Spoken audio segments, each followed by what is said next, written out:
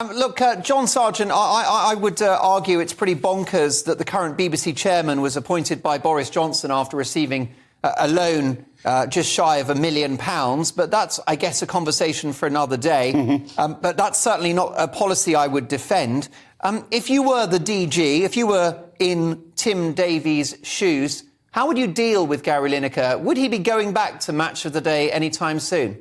No, I think it's past it. I think it's quite clear that Gary Lineker loves the fact that he's got into this position. He doesn't seem to be, he doesn't seem to be worried about it. He's waving to the crowds in Leicester this afternoon. It's sort of being cheered on. He said he's never felt so much love from his supporters. I mean, so I think he's he's got into his own funny zone, isn't he? The idea of him coming back or saying to the Director General, "Oh, I'm very sorry about this. I will try and make sure that I'm more sensible in future." I don't see him saying that.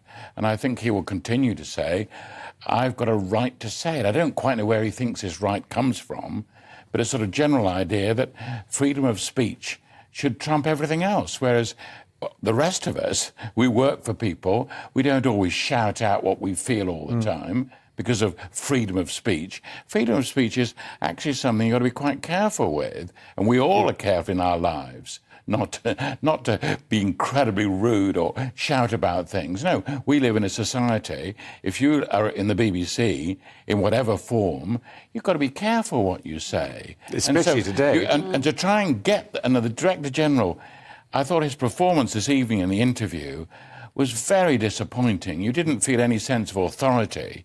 You didn't think, oh, here's actually someone that's talking tough and knows what he wants to do. At one stage, he said, "I'm in listening mode." He shouldn't be in listening mode. He should be in doing and instructing mode. He's meant to be the most powerful broadcasting executive probably in the world. There's this man saying, "Oh, it sort of has come up sort of quite soon and we didn't quite know what to do." They've known about Gary Lineker for a very long time. When the DG came into office saying, "Above all, I want to increase the idea of trust and impartiality in the BBC," well, someone could have just said, "Oh, excuse me, DG, have you thought about your most expensive contract journalist? Yes, he's a sports journalist called Gary Lineker. Have you heard about him?" It would be absurd for them not to be told that this could be a problem. So the next time they were discussing Gary Lineker's contract, they should have said, "Oh, by the way, I just want to clear a few things up. I'm new to this job. This is a new Director General. But I do want to make quite clear that I mean this, and it does mean you will not have as much freedom as perhaps you thought you had, or perhaps people thought they had in the past." And John, briefly, if you can, and forgive me, panel, for focusing on John, but John was at the Beeb for decades, and you really were a total hero of mine. Your analysis of the day's politics, your moments with Margaret Thatcher and others were truly iconic and memorable. Is Gary Lineker damaging the BBC as we speak? Yeah. And would you sack him? He's definitely damaging the BBC.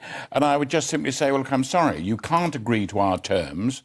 We want you to be very, very careful in future about what you say and what you tweet. If you can't do that, I'm very sorry. We think you're a great broadcaster, but goodbye.